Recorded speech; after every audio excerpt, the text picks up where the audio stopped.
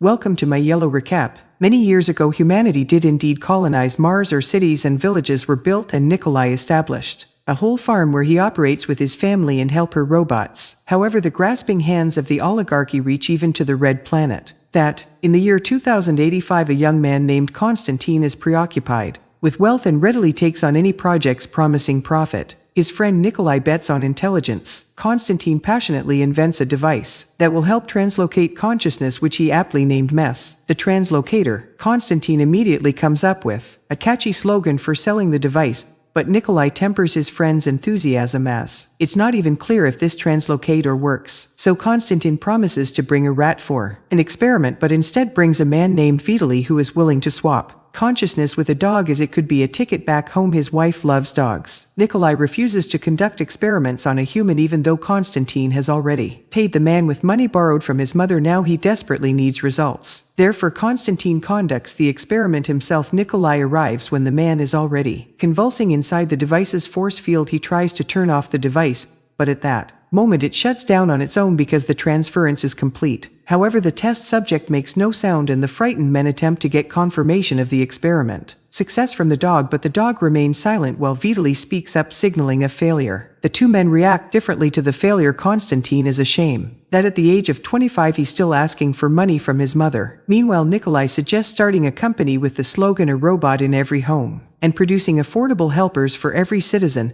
And if that doesn't work out, he plans to buy land on Mars and establish a farm there. 15 years later, Nikolai enjoys family life on Mars and manages his robotic farm. He films reports about his farm showcasing the dairy products he's obtained through hard work and introduces his helpers robots Glocka, Stepan, and Valera. The sentient tractor Meteor gets upset with his forgetful owner, but Nikolai quickly rectifies the situation and waves at him. Nikolai, he also has a favorite hobby, breeding copters, which greatly annoys his wife Tage, as he spends a lot of money on his pastime. After deflecting her complaints by claiming he's shooting a promotional video, Nikolai shows his subscribers a drink made from tea fungus and introduces his eldest daughter, Marina, who is not enthusiastic about farm life at all. And after that, Nikolai presents his younger daughter, Lyudmila, who is passionate about constructing cyber weather installations in the form of Russian birches. There are for such birches controlling the weather in the entire region, which the girl enthusiastically demonstrates to the audience. Afterwards, the guy settles into his cyber bread box and flies to the landfill, which is regularly replenished with waste from Earth. There he accidentally finds a discarded but fully functional robot. His wife Natasha is angry with her husband for bringing all sorts of junk into the house. However, he plans to name the discovery Vulva and integrate it into their household, to which accommodating Asia to reluctantly he agrees, but she prefers to call the robot Vanya. In conclusion, Nikolai invites good people to come to Mars, build, develop,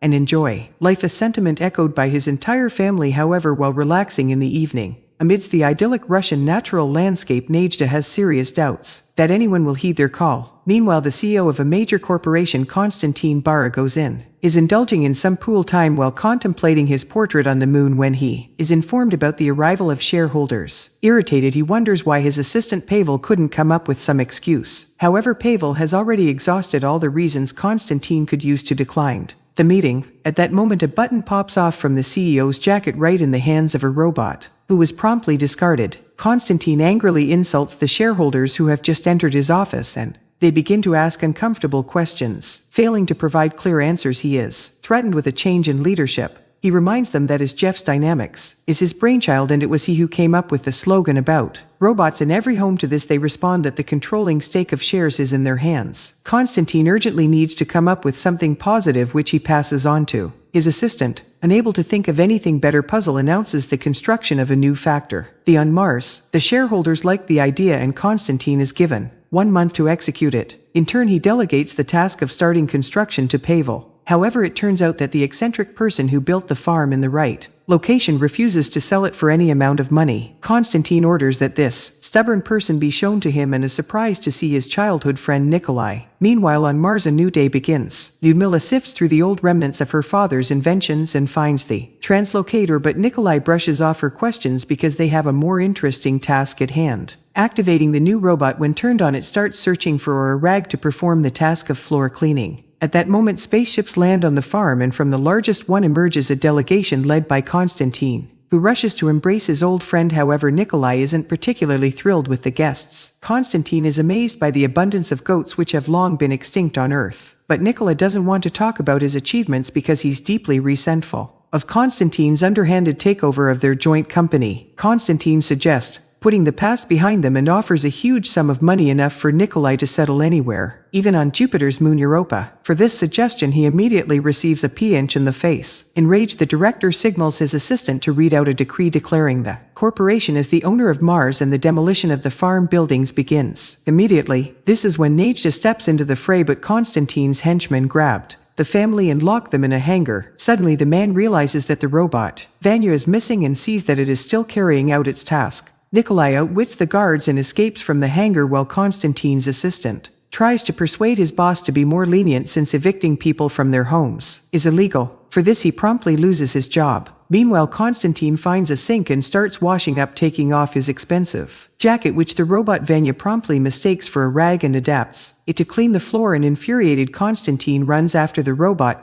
but at that moment, the workers dismantle the farm's generators, and Nikolai, who has rushed into the barn, shoves his former friend, causing him to land precisely in the translocate locator chair. The device app activates when it all ends. Nikolai tries to activate Vanya, but it suddenly starts speaking with Konstantin's intonation and threatens to destroy the entire farm. Seeing the man's body, the robot begins to scream, realizing that its consciousness has ended up in Vanya, his body. Nikolai is pleased that the translocator works, and the robot becomes angry, demanding to be returned. Meanwhile, Konstantin's body begins to behave erratically, which his assistant notices. Pavel orders that the suffering CEO be taken away, pushing aside the annoying piece of machinery. Nikolai sees Konstantin being loaded onto a spaceship where his family is and rushes after them, but the spaceship takes off, leaving Nikolai and Venya with the CEO's consciousness in an iron head. At night, Nikolai fixes his car, all well enduring Konstantin's reproaches, who demands that the man urgently take him back to Earth, for which they need to reach the train station. Nikolai scolds the inept CEO, who then sets off on foot but gets stuck in marsh and sand. And in the morning, Nikolai finds him, and upon hearing his promise not to interfere with the farm, digs out the robot and drives it to the train station, encountering a Martian sandstorm along the way. Meanwhile, Konstantin's assistant returns home, where he is greeted by his wife and children. He has to admit that he got fired. Galina reminds him that their family is due drowning in subscriptions for the apartment, for the car, for the new renovation. They'll have to give up Italian wallpaper and designer furniture. And tomorrow their subscription for the refrigerator expires. Maybe they should ask paragons in for leniency. After all, it's all for the family. Meanwhile, on Mars, Nikolai frees himself from the sand-covered car and located Vanya, his head, by his voice. Searching further, he finds Vanya, his body, which he has to catch up to. After assembling the robot, he digs out the car, and Vanya confesses that the train they're rushing to is the last one, because nobody should know about the construction of the new factory. Finally, the couple manages to pull out the car, but it refuses to start, so Nikolai forces Vanya to apologize to the supposedly offended car, laughing at the absurdity. After that, the car starts and speeds towards the train station. At the same time, Pavel arrives at the office and sees damaged robots, scattered belongings, and an incoherent CEO who makes him eat soap. He calls a doctor, who gives a startling diagnosis. Baragazin's memories and personality have been erased, and his level of development is that of a 1-year-old child. Meanwhile, Nicholas' car approaches the city of Marziask when an elderly woman flags them down, asking for a ride to the train station.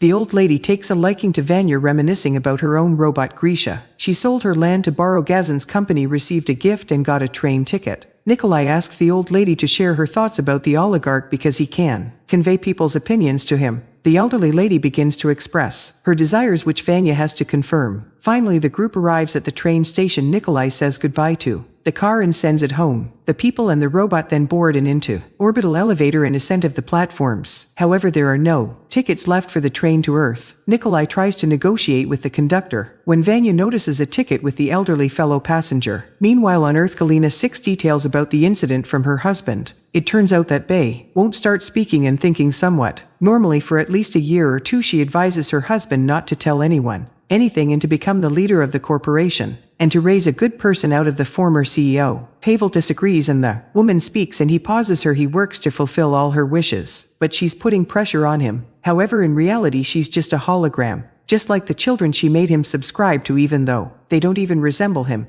After expressing all his grievances, the man unpauses Galina, who, upon realizing that he had paused Her becomes furious with accusations as he doesn't even understand what it's like. She's not doing it for herself but wants to make him successful and wealthy. He deserves it after all. Puzzle asks her to reduce the vanilla quotes option and the hologram complies with his wishes, but continues to pressure her husband. Meanwhile, Venue brings a ticket to Nikolai and the couple boards the train, but then the man sees the elderly lady from earlier outside the window who can't find her ticket and realizes where the robot got it. Vanya pretending to be constant and promises to send a shuttle for the old lady when they reach Earth, but Nikolai knows the true value of his promises. He demands that the robot apologize, return the ticket, and put the grandmother on the train. Vanya literally tosses the old lady into a moving car when the grandmother standing on the plateau warm addresses them. It turns out that Vanya put a completely different grandmother in the car. Nikolai sends Vanya to catch up with the train and remove the wrong grandmother while he helps the actual traveler catch up with the car, but the grandmother activates the rocket engine on her suitcase trolley and catches up with the train herself. The train departs. Vanya expresses everything he thinks about Nikolai's softness, which caused their separation in the first place. Then Nikolai switches Vanya to vacuum cleaner mode and it starts cleaning the platform, threatening Nikolai with dire consequences. When it returns to its body, Vanya finds a space mail ticket. Nikolai has an epiphany. The couple heads to the post office. At the same time, Pavel is getting ready to sleep in Burgosin's residence when Galina reminds him of certain options that were not available to them.